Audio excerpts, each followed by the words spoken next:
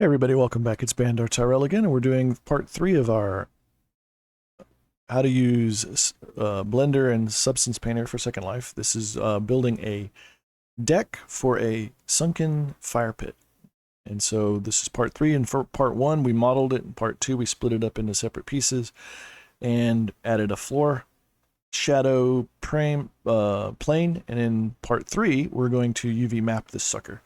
And so UV mapping is a little bit of a challenge for this because it is 9 pieces. I want to treat it as if it's only 2 pieces.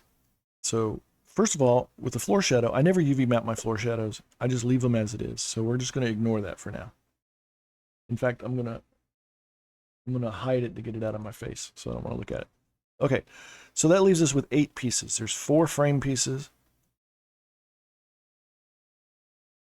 and there's 4 deck pieces. 1, 2, 3, 4. Now, normally when you do an object and you UV map it, each object has its own UV map. Like, so this object would have a UV map, this object would have a UV map, this object would have a UV map. So let's talk a little bit about what a UV map is. So I just went into UV editing mode, and so on the right you see the 3D model, on the left you see your UV map. UV map is like taking the skin of the object, unfolding it and flattening it out into a 2D image. And then using that 2D image, we're going to be able to put on texturing onto the object. And so every pixel in this space represents a point on this surface. And so what we want to do is take the mesh of this object and unfold it in a way that fills up this space and gives us consistency. So if it was one big object, it's easy to do because everything would be in this one image. But because I have it split up into 9 pieces or 8 pieces like this, each one would have its own little image like this. So how do you provide consistency across those pieces? Well, what you do is you treat it as if it's one image. You treat it as if it's one object, sorry. You treat it as if it's one object, and you UV map it all to fit within one UV map. And then when you separate it, the parts of that UV map will apply to the part that you have. It's a little trick. So I want to have 2 things. I want all of the frame to be one UV map, and I want all of the deck and siding to be a second UV map. So in order to do that, I need to select all of the objects. So I'm going to go ahead and select all of the 4 decking siding objects. So that's those 4 objects. And then we go into edit mode. And then I want to select all of those faces and do A. That selects everything. So they're showing you the UV map as it is right now. So if I were to save everything right now, this is the UV map we would have. Now, I can tell you there's some problems with that. And it's all about scale and proportion. So if you notice that the top items are these 1, 2, 3, 4, 5, 6, 7, 8 rectangles are shown here. But this is a square, right? And this is square. So this one's okay. But now if you think about, these should all be the same size as these guys, right? So this is the square piece here in this corner. This piece should fit right here. But there's nothing over here that's that small. It's because these are blown up out of proportion. The other thing is, these are turned sideways. So if you look at it, these should be long and skinny, longer and skinny, and long and skinny. This one and this one are the same size, and this one is about twice as long. Effectively twice as long. But here you see they're all 3 the same width, but they have different direction, different size this way. So you don't know the orientation of these. That's one of the problems. So you don't know how this is oriented. Well, I can tell you just from looking at it, these are probably sideways, but they might not all be sideways. You might have some of them sideways and some of them are right. Well, it's very hard to figure out just by looking at it. But we know these 8 are okay.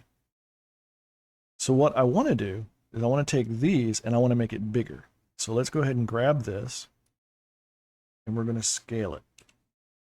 We're going to scale it up pretty big.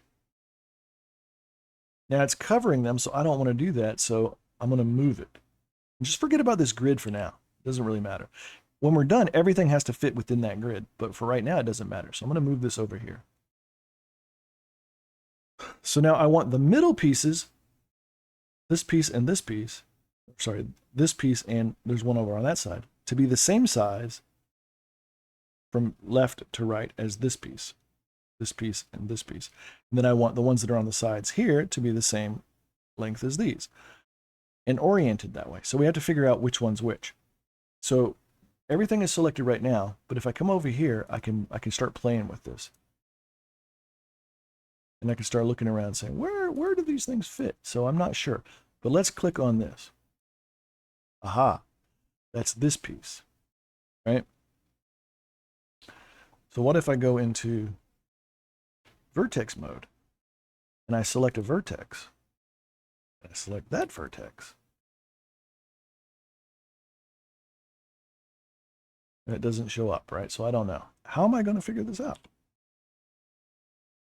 Well,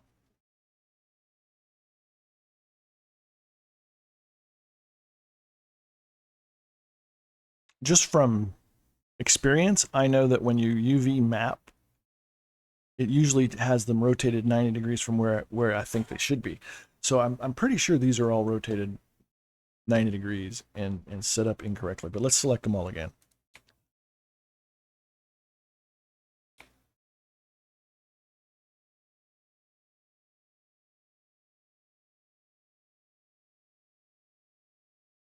Okay, that's those three. So we know those three are these.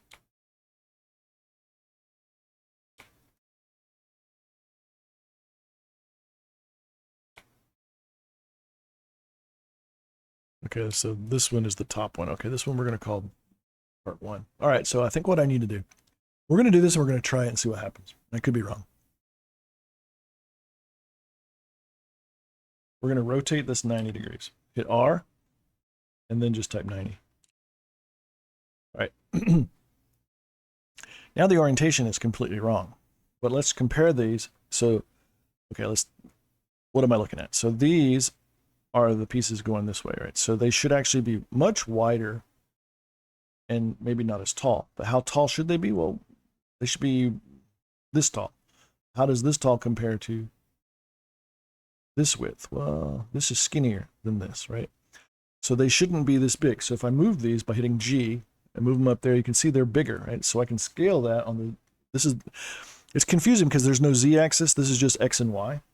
So you have to do scale on the Y axis. And let's bring it down to about there. That's probably correct. That's probably close enough. It doesn't have to be perfect. This just needs to not be as tall as this. Okay? But this way, they should be the same. So let's move this. Try to center that like so. And then I'm going to take these three, move them underneath.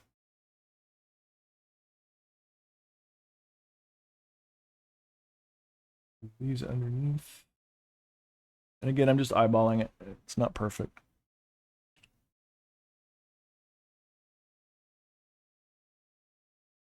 Okay, so what we end up with, two of these might be right. So it's possible that like this one and this side could be wrong, but this side and this side could be correct. We won't know until we actually try it. There's probably a way to figure it out, but I don't know. You can do things like stitching, but these aren't connected, so you can't really stitch them. All right, so then let's just scale these on the x-axis until they're about the same size. Kind of like that. Okay. No, notice that they don't all line up, right? So what I want to do is I'm going to select all of these, scale x 0. Okay, so that lined them up. If you hit scale x 0, it lines them up, but it also moved them to the right a bit. So let's move them back out just a little bit. GX 0. And let's do the same thing over here. SX 0, and it moved it to the right a bit. So let's move it back in just a little bit. Again, it doesn't have to be perfect. Then let's just line these up, SX0, SX0. Okay, so now we have them all lined up. And so this is the top and all the sides, right? Yep. All right, so let's pack these in a little tighter.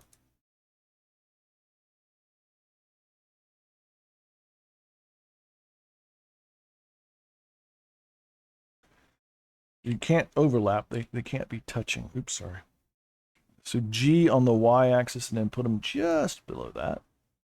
Then we're going to take those, do the same thing. G, Y, pull it up.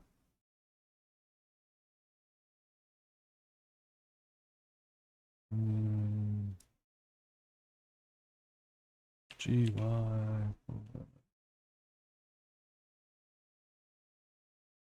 G, Y.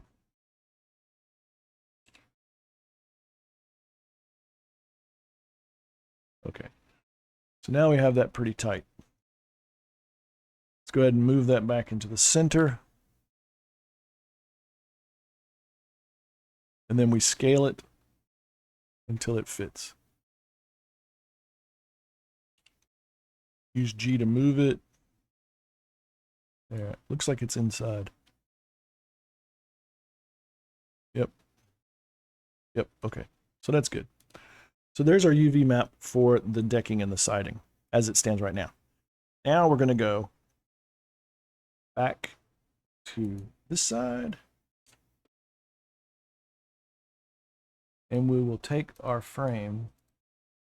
We're going to do the same thing. Okay, I'm going to select all of it by hitting A. Selected everything. And now, notice nothing's over here. So I want to go up to, there's supposed to be a button here that says UV, but because my screen is small, it's not showing up. Hang on a second. I'll have to get the UV button to appear. Okay, I'm back.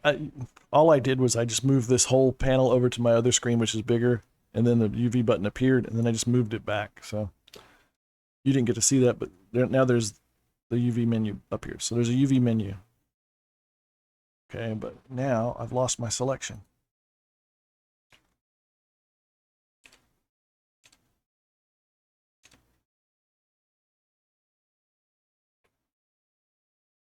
And I lost my UV button. Okay. This is irritating.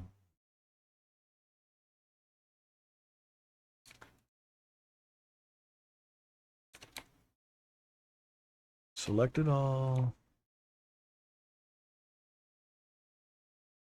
A.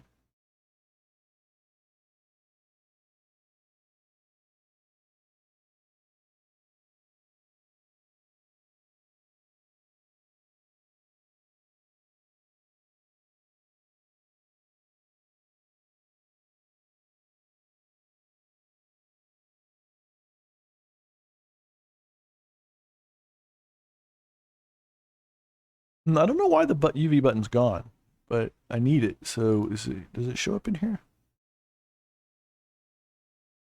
Nope.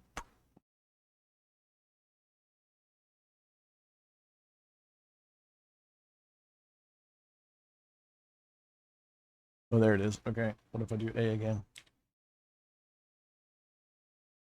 The A is everything. I don't want everything.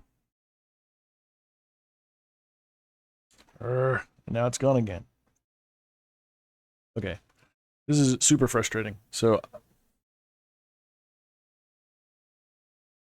I'll just do one of them. It's gone again.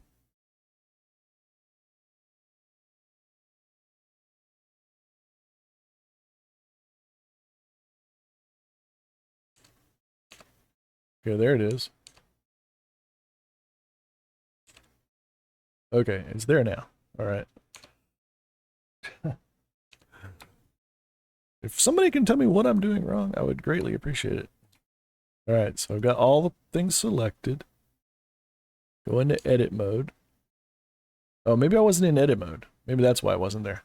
Okay, I'm in edit mode and I select everything. That's all the pieces. Okay. So it did have a UV map. So this is the UV map that it came with by default. So if you think about it, these represent the pieces here, and you can tell the proportions are just completely wrong.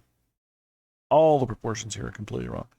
So an easy way to get it to do them right is you come up here and you do UV, smart UV project. And then it's going to try its best to do it, but it's going to get some of them right and some of them wrong. Some of these are going to be turned sideways and some of these are going to be vertical. And ideally, you want them all to be oriented the same way. So the way you do that is you add some seams. And so right now there are no seams defined. So if I come in here, I can add seams, but I'm not going to do it in this mode because it's too hard to see. So let's go over to layout mode. And I'm just going to work on them one at a time. So here we go. So I want it to treat these boards as separate and these boards as separate. So in order to do that, I need to put a seam here. So let's select, I think you need to do an edge selection or edge loop selection. So let's do Alt, and then we're going to click on first of all, we're in edit mode. I go to 2 for edge or hit this button. Then I'm going to do Alt and I'm going to click on this edge right here. And it selects the entire edge loop and I'm going to mark it as a seam. That's under the edge menu, mark seam. And then do the same thing down here. Edge, mark seam. We're going to do it on the other side. Edge, mark seam. Edge, mark seam. And we're going to do that on all 4 corners. So you notice that, okay, now it's a different object, right? So I could select all the frame objects, go into edit mode, and then I can just work on it. All right, so we're going to do select, edge,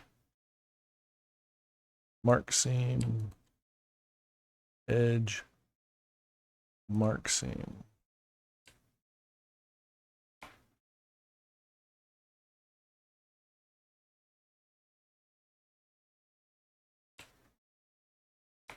I'm doing Alt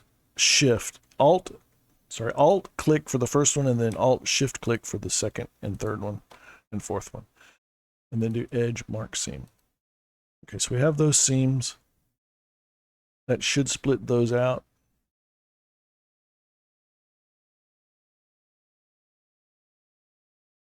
Now, is there a seam in the corner? Probably. Let's go back. Let's go back to object mode, and then let's just isolate this so it gets rid of the inside. Go back to edit mode.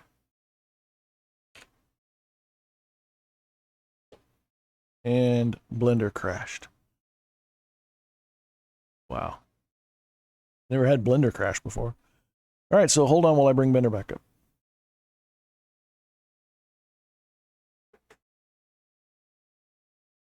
So all the work that we just did is now in the garbage.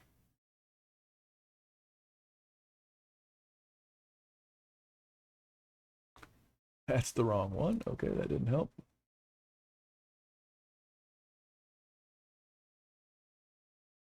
This one. Okay, so we lost everything. So I have to go back and redo all my UV maps. So all that work we did that's why I should save more frequently. And then, all right, let's try doing it a little differently this time. Oh, sorry, you can't see what I'm doing. All right, so I had to reopen the file because I lost all my changes. So let's just check out our UV map.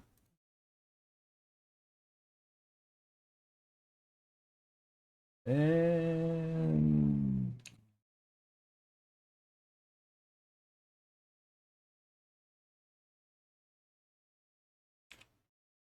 now we're back to where we started with this one, remember? So I want to try something a little different and see what happens. I'm going to save where we are first. And then I'm going to hit UV, smart UV project and see what it does.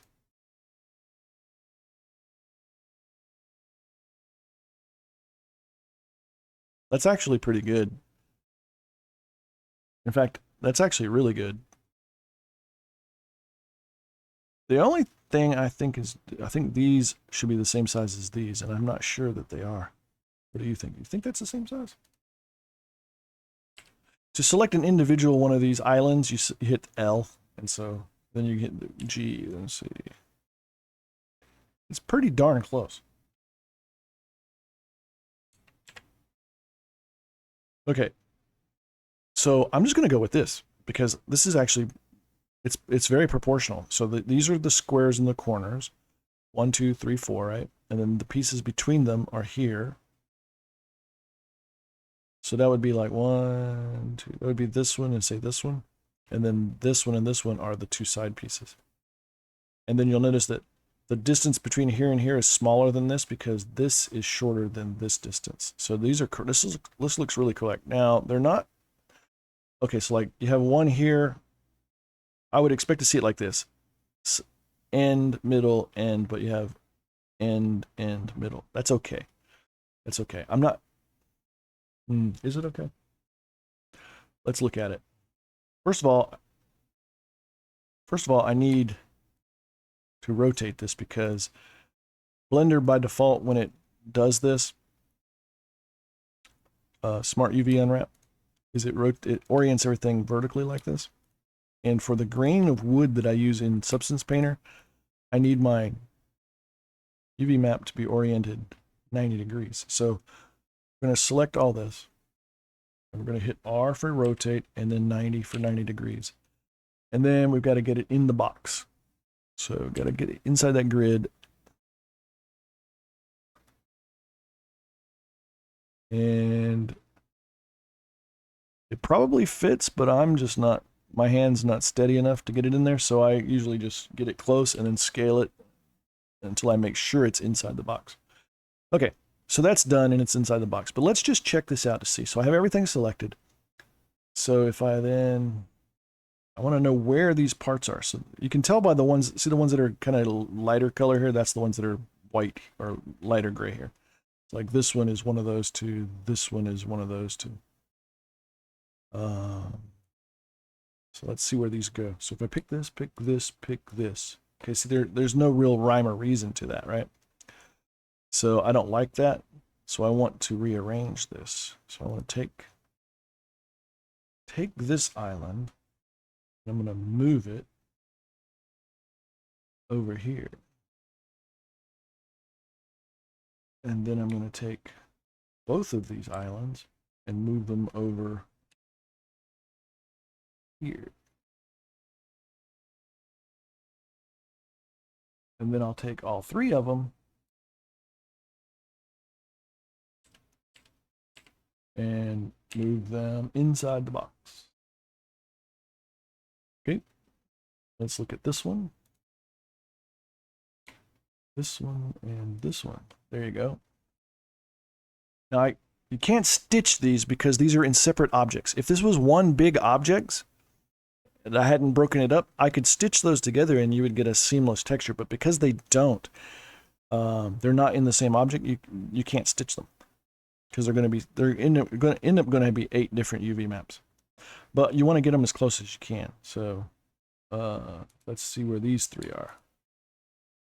Okay, this one, this one, this one. Okay, so this needs to go over there. So let's G, oops, not D, G. We're going to move it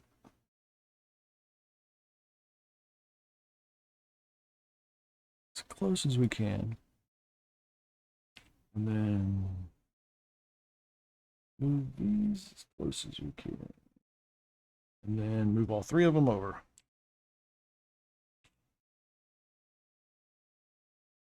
And then let's just make sure everything doesn't step on each other.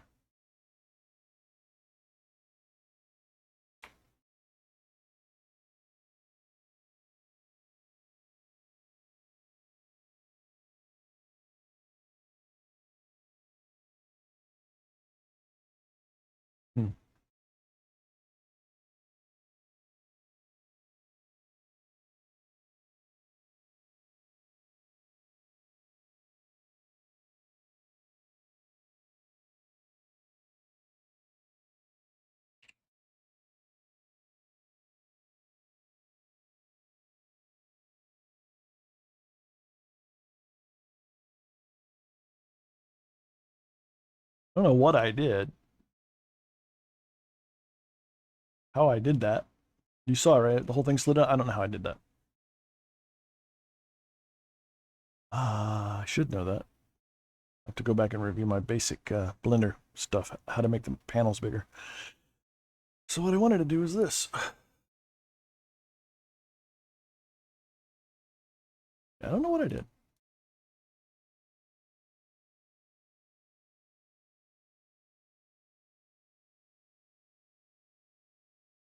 Okay.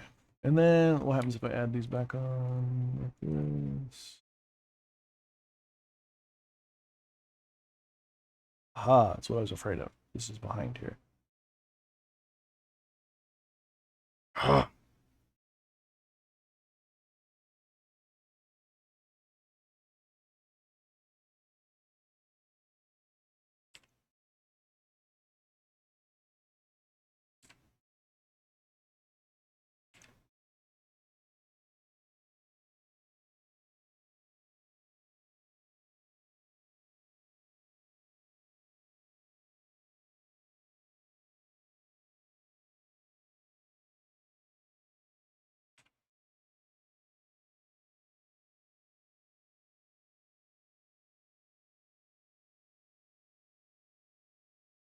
I'm not sure why that's doing that.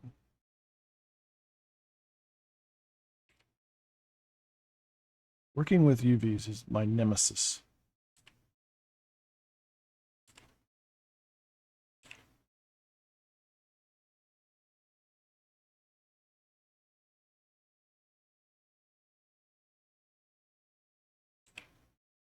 Making sure these are, yep, they're all the same size.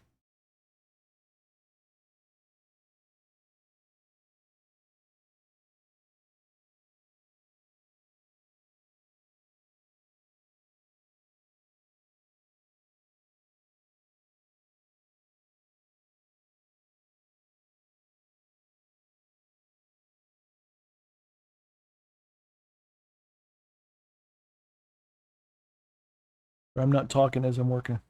All right, so I got most of these in here. These can probably get a little big, get a little tighter.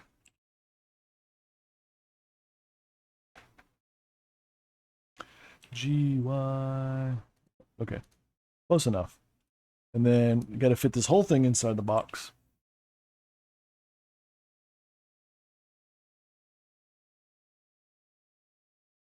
Let's just make sure it fits.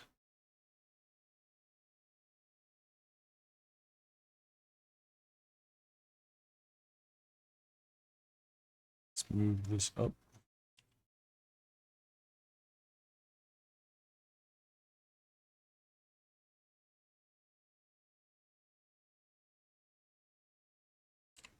L to select it, G to move it.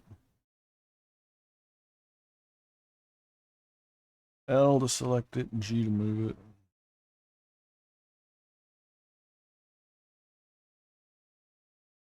Let's move this over.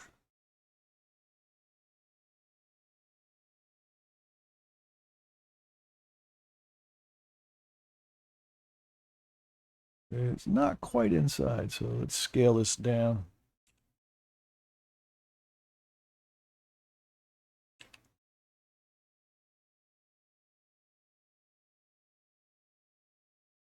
It's inside. And it's inside. Okay. Everything's inside. So that's good. So we have a UV map for those parts. All right, let's go ahead and do the save before I crash again. Now let's do the ones for the frame. And if you remember, I was going to put some seams on here. I don't need the whole thing. We just need these two. Okay. And let's go. Nope. 2 for edge. Alt, click, Shift, Alt, click.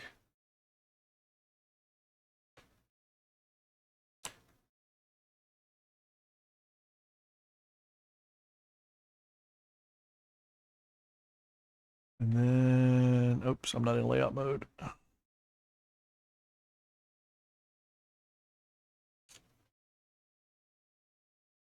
It remembered what I selected. I just had to go back into edit mode once I went out here into the layout menu. Okay, so edge, mark seam, boom, save. I don't know why it crashed before. I just don't want to take a chance. So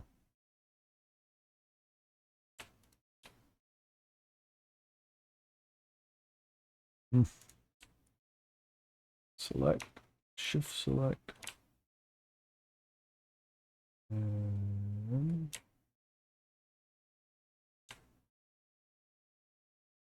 edge, mark seam.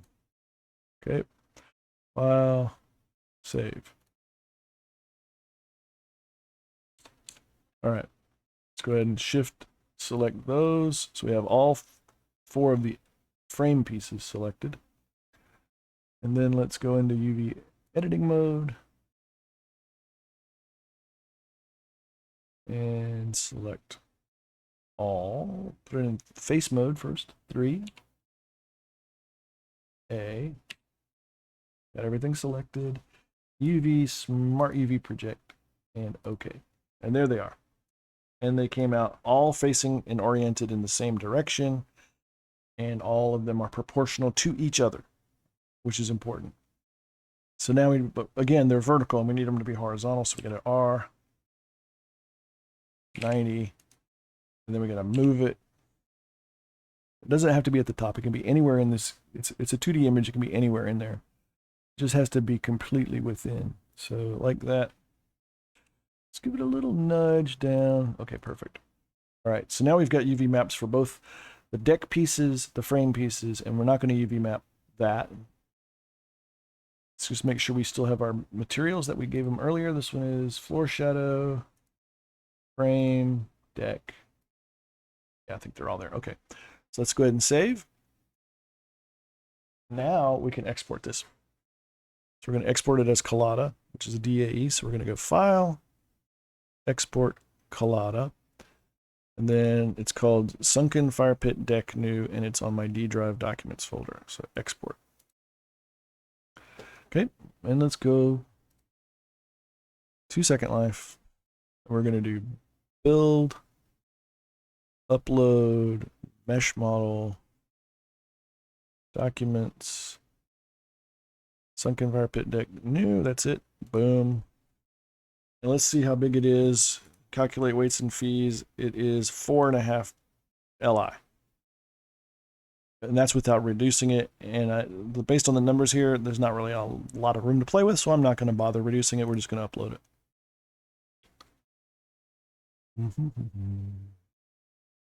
There it is, cube. And it's floating in the air. I don't know why it floats in the air, but it is. Maybe I didn't. Maybe I should have reset my origin or something before I exported it. But anyway, it's here. And comes in gray. I don't know why. So let's go ahead and make it white. I think it applies a gray material to it. So what you see there is the floor shadow showing through. Okay. And then do this. I move mine out of the way. We'll see if it. Yeah, that's what I was afraid of. So you gotta drop it where it is, like that. Okay, now it's in there. But I need to go up a little bit because I can't see the floor shadow. Where's my floor shadow? There it is. Now I see the floor shadow. All right. So I have our model in Second Life, and it's working, and it's 5 Li. Okay, but we want to go to Substance Painter.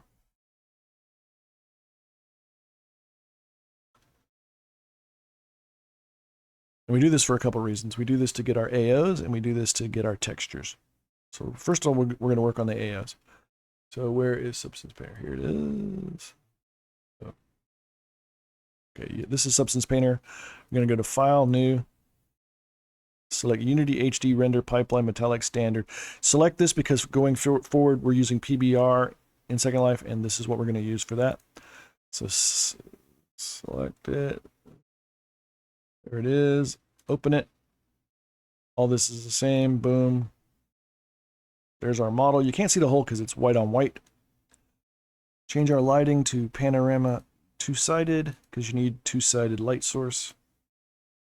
Then we go down here and we're going to bake our texture, bake our mesh maps. Hit that. Set it to 2048, which is what I had at the beginning when I started my new project. Turn both of those to on. We're going to set our high poly mesh to use, or low poly mesh to use the high poly mesh, or vice versa, whatever that means. Select the same file. So this is the same file that we did when we opened it. You're going to use that as the high definition mesh. Then go down to ambient occlusion, move this to 256. Curvature, move this to 256. Secondary rays, and thickness, move secondary rays to 256. Then hit bake selected textures, and it's going to bake all the files that Substance Painter needs to be able to texture this object.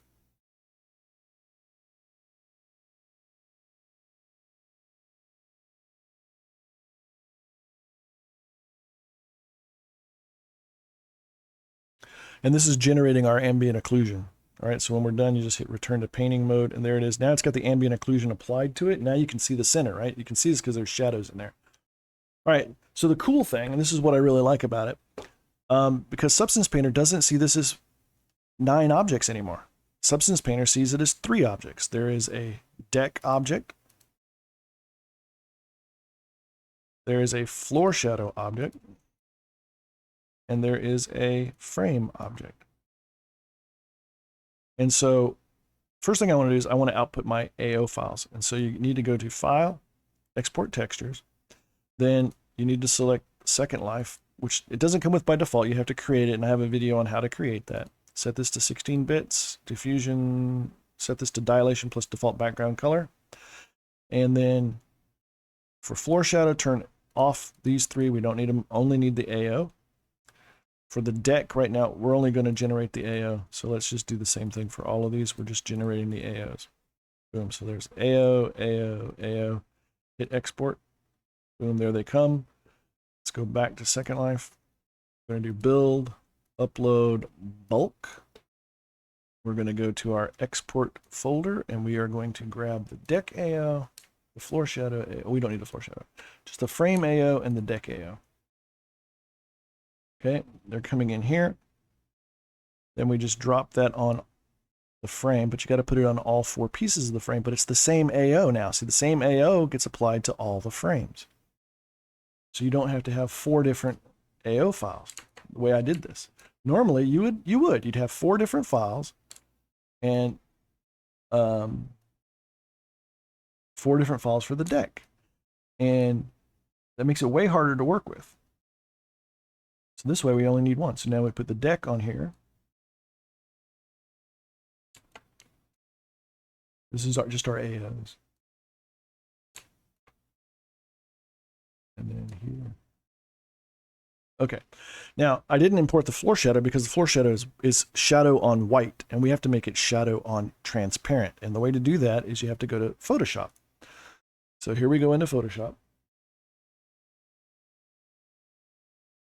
Okay, so I opened up Photoshop. Now I have a template file that I created for doing floor shadows, and it has 3 layers in it.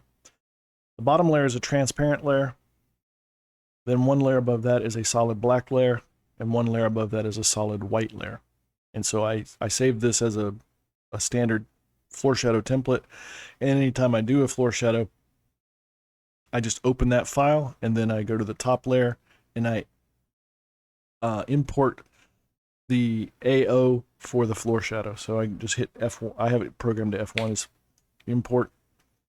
So where would I put that? Export. So export. Okay, there's for, I'm sorry, import. Place my, I'm doing a place embedded is what it is. Floor shadow AO. So there it is. It comes in here. So there's my floor shadow AO, which is shadow on white. Well, I've got to get it to shadow on transparent. So in order to do that, you need these 3 layers here. Just you only really need the bottom layer. The other 2 are just for testing purposes. Okay, so the first thing I do is I come into this, and I'm going to rasterize that layer. That lets me edit the pixels. Then I go grab my magic wand and I click in the corner and then delete. So you can see the transparent background coming in. So that went. Why is it like that? Did I screw something up? Delete that. I'm gonna delete this layer and start again.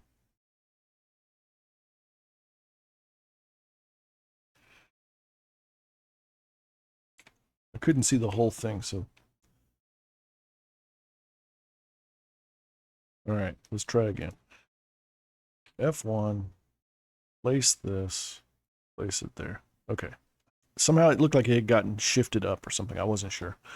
So, okay, grab the magic wand tool, click in a corner, delete it. Sometimes you have to click in multiple. Okay, it's not rasterized, so I got to rasterize it first, then delete it, and there we go. So as long as you have a little bit of transparent all the way around, you're good. Yeah, I do, so I don't have to delete anymore. If this still went all the way to the edge, I would come through with the marquee tool and I would cut it and delete some of that, but I don't need to. So let's turn on the white layer. So now you can see the white behind it. Now what I want to do is I want to balance the edge of this gray, this shadow part, and the white. I want to make them blend together so that you don't get this distinct boundary. I want to make it blend together.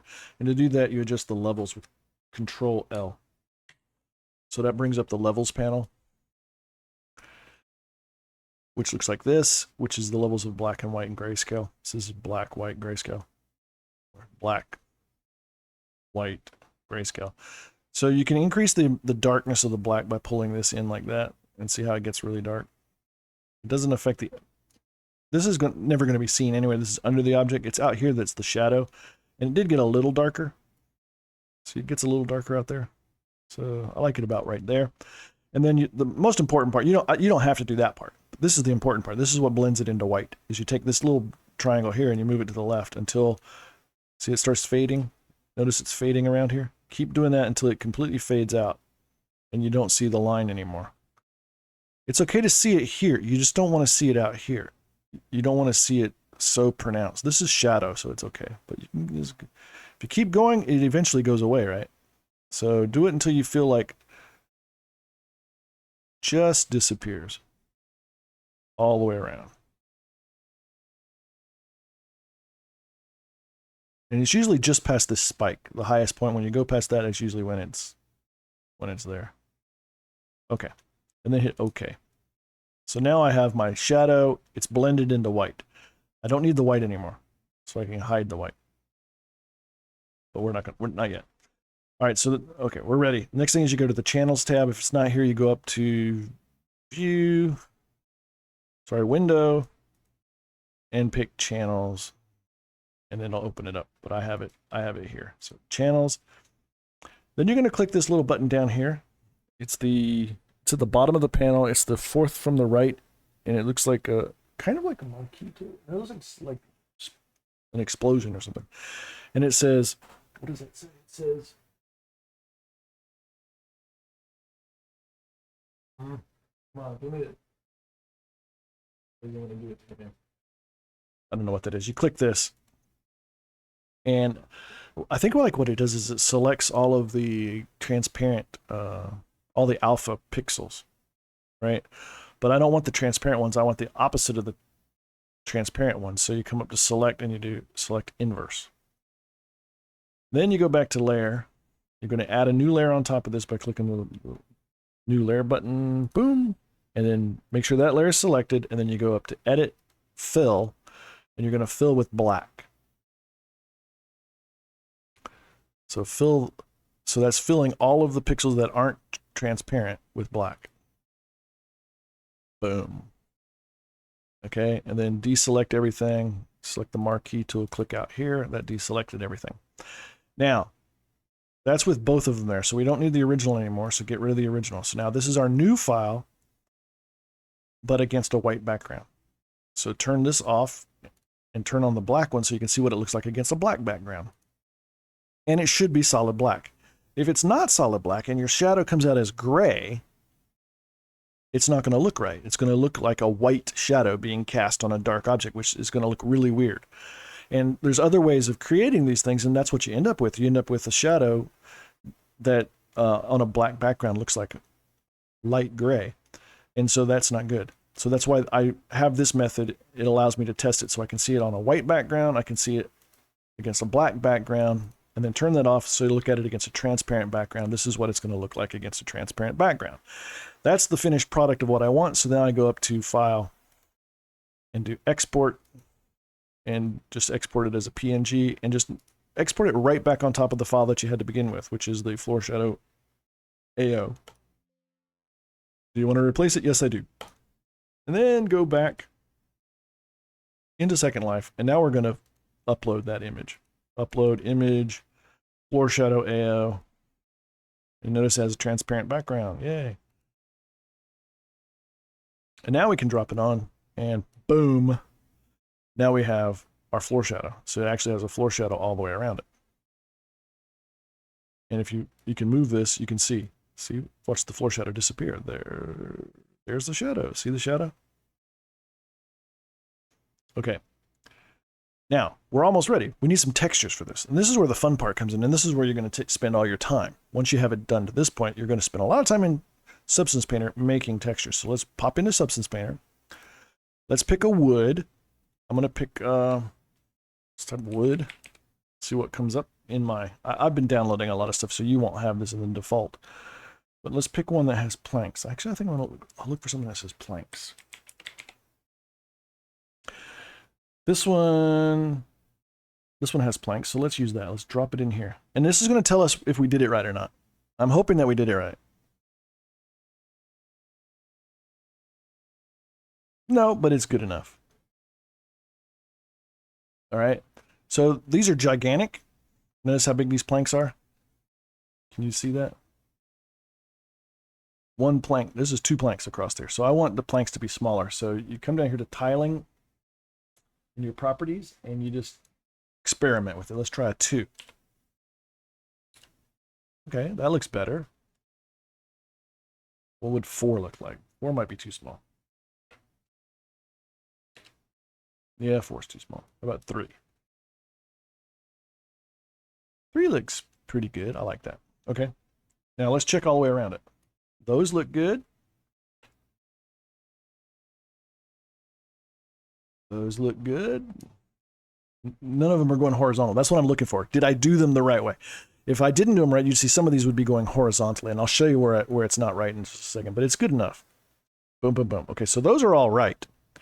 What's not right is up here. Ideally, this section and this section should be going this way. So when it generated this top UV map, it did this part and this part wrong. I mean, it's not wrong. It's just oriented 90 degrees off.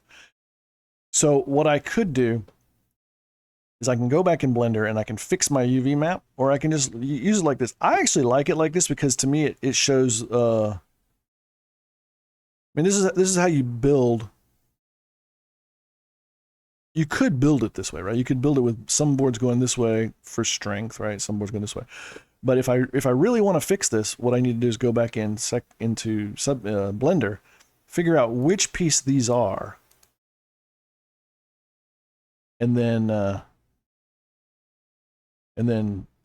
rotate them. And so do I want to do that? Let's see. It's a little bit of a time-consuming process. Oh well, it's definitely this piece and this piece, but I don't know which part of the UV map it is. Right? That's the ones, right? Yeah, it's those. Okay, so it's this one and this one. And then the sides are right, so it's just the top 2. So if I pick this and pick this, no, I have to pick everything. Remember, I'm trying to do it all as one UV map. Okay, so pick those. Go to UV editing. 3. A. Okay, there they are. I think it's these 2 right here. All right, so it's this one. Yep, it's these two. So, okay. I know it's these two. I know it's these two. Now, the problem is they're oriented to look just like that. Well, they need to be the same size and shape as this, but they got to be rotated 90 degrees. So let's take this one and this one. Move them out here. Okay. Then we're going to rotate them. See, now they're too tall and they're too narrow left to right and too tall this way. So we got to fix that. So we got to scale it on the Y till it's the same size.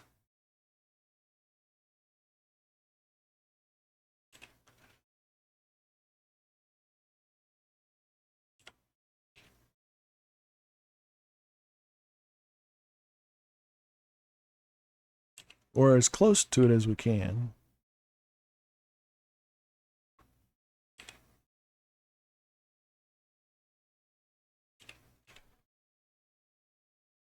Okay, and then scale it on the X out till it's this size. Okay.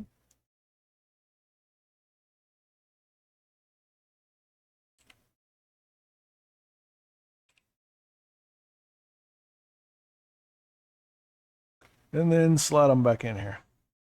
And I don't think it matters which, it doesn't matter whether they're oriented 180 degrees off, and it doesn't matter which one it is right and left because they're on opposite sides.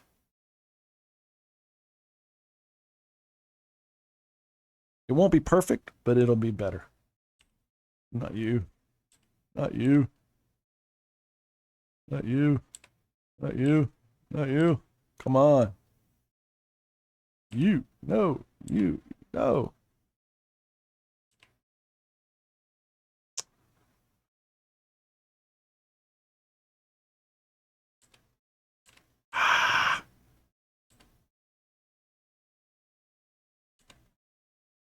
Move this guy out of the way. Booger. How about that? Does that get it? Nope.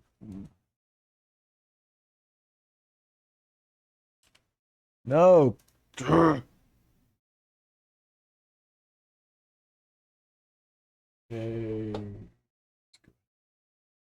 Trying to get these out of the way.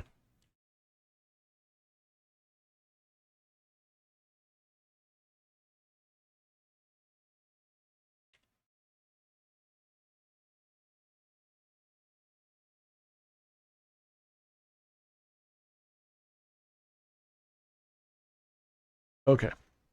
So I redid them. It won't be perfect. They're not going to line up exactly right from here through there. Oh, sorry, from here through there, whichever one it is. It's this one, right?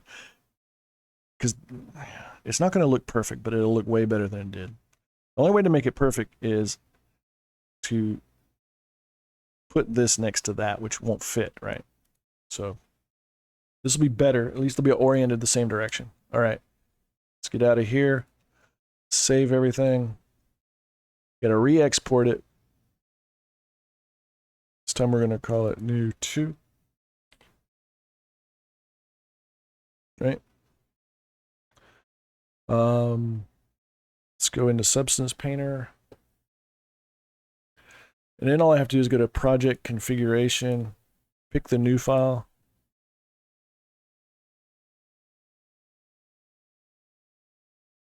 It brings the new one in. Then let's go to Bake Mode.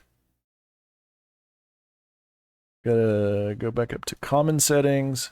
Delete the one that we had before in here as the high definition mesh. Pick the new one. And hit bake.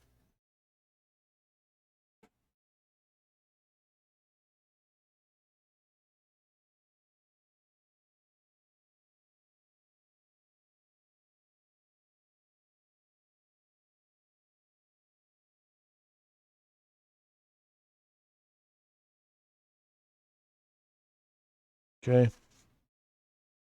And then go back over here. The scale on these is not the same though. That's the problem. The scale's not the same.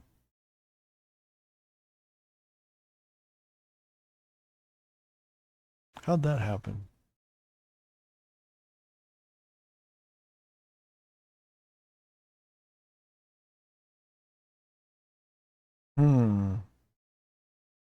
Not sure how I did that.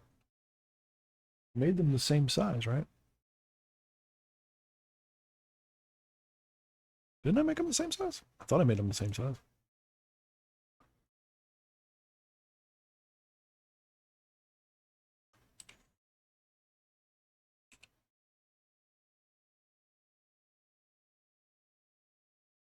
Should be.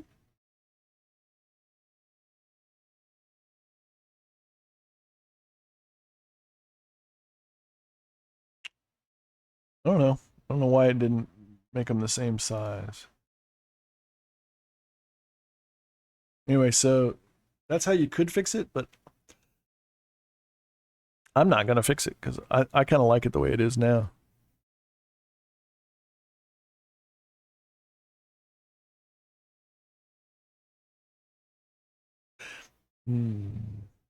Because it's all one, this is all one object in Substance Painter, you can only apply the scale once, right? I can't put different scale here than I have there. Otherwise, I could fix it if I could, but I can't.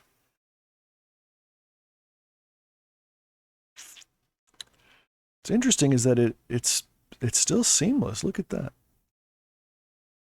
They put that plank like that. What did it do on the other side? Yeah, same thing. It made it seamless. It's just that these boards are wider, which is weird. Okay, let's think about what that means. It means that's too small that way, right? If it's the smaller it is, the bigger the texture becomes. So I could make that. It's not this way that the problem is. This way that's the problem. I think they need to be made bigger. I think these probably need to be made a little longer. But then it won't all fit. I have to scale the whole thing. Anyway, I'm not gonna dork with that. So I won't mess with that. Anyway, I'm just gonna keep what I had before. But if you wanted to do something, this is how you would. At least we got the orientation correct. I don't know why the scale's off, but we could try to fix it if I wanted to. I just don't want to take the time to. I don't want to take the time to do it. So I'm not gonna do it. But how do I get back? Oh yeah, I didn't save this? I did save this. Did I save this? It says I did. Revert. Oh, this is Blender. Yeah, that's fine. What about Substance Painter? I had not saved it, so I need to put it back. Okay. Project configuration, we'll put the original one back.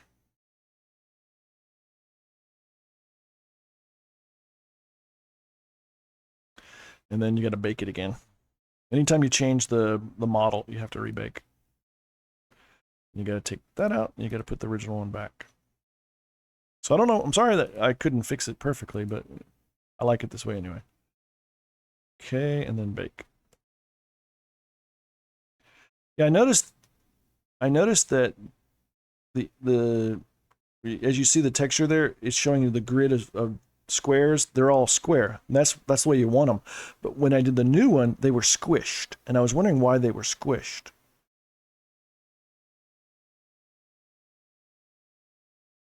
And so they shouldn't have been squished. So yeah, if I had been paying attention, I would have caught that. Anyway, we're back where we were, so let's go ahead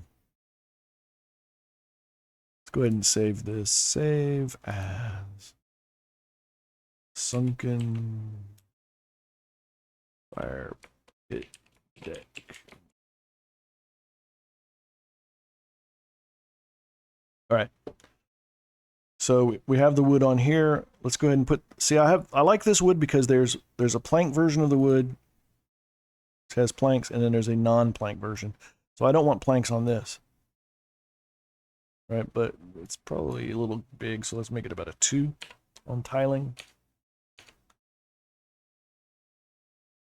Okay, and then we're going to export.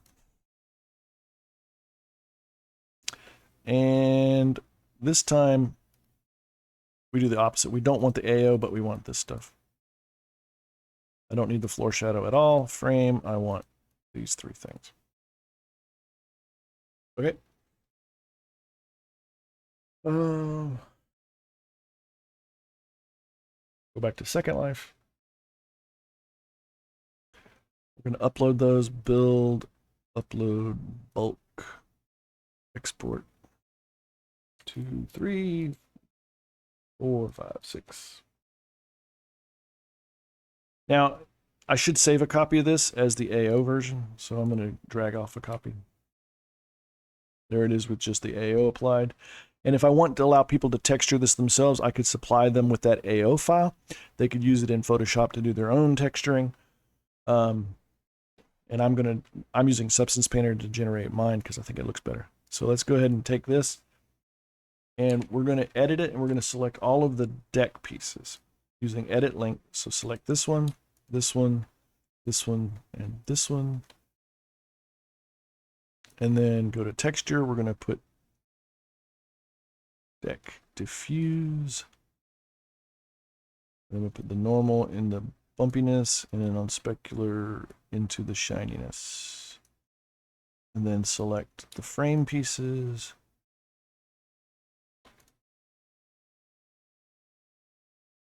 Come on, be careful.